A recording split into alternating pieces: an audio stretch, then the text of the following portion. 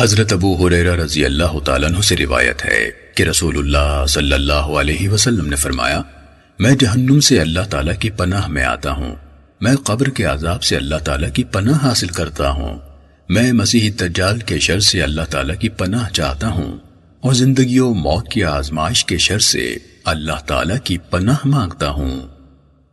سنن نسائی حدیث نمبر 5507۔ حضرت ابو ہریرہ رضی اللہ تعالیٰ عنہ سے منقول ہے کہ رسول اللہ صلی اللہ علیہ وسلم یہ دعا فرمایا کرتے تھے، اے اللہ، میں قبر کے عذاب سے بچنے کے لیے تیری پناہ میں آتا ہوں، میں آگ کے عذاب سے تیری پناہ مانگتا ہوں، میں زندگی اور موت کے فتنے سے تیری پناہ چاہتا ہوں، اور مسیح دجال کے فتنے سے تیری پناہ کا طالب ہوں۔ سنن نسائی حدیث نمبر 5508۔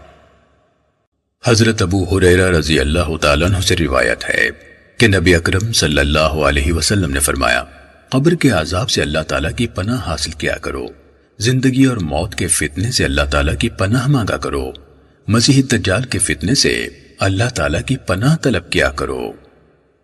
سنن نسائی حدیث نمبر 5510۔ حضرت ابو ہریرہ رضی اللہ تعالیٰ عنہ سے منقول ہے کہ رسول اللہ صلی اللہ علیہ وسلم 5 چیزوں سے پناہ مانگا کرتے تھے۔ آپ فرماتے، تم قبر کے عذاب، جہنم کے عذاب، زندگی و موت کے فتنے اور مسیح دجال کے شر سے اللہ تعالیٰ کی پناہ مانگا کرو۔ سنن نسائی حدیث نمبر 5511۔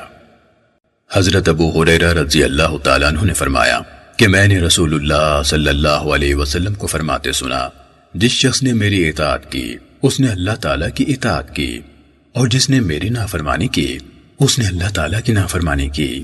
آپ قبر کے عذاب، جہنم کے عذاب، زندوں اور مردوں کے فتنے اور مسیح دجال کے فتنے سے اللہ تعالیٰ کی پناہ مانگا کرتے تھے۔ سنن نسائی حدیث نمبر 5512۔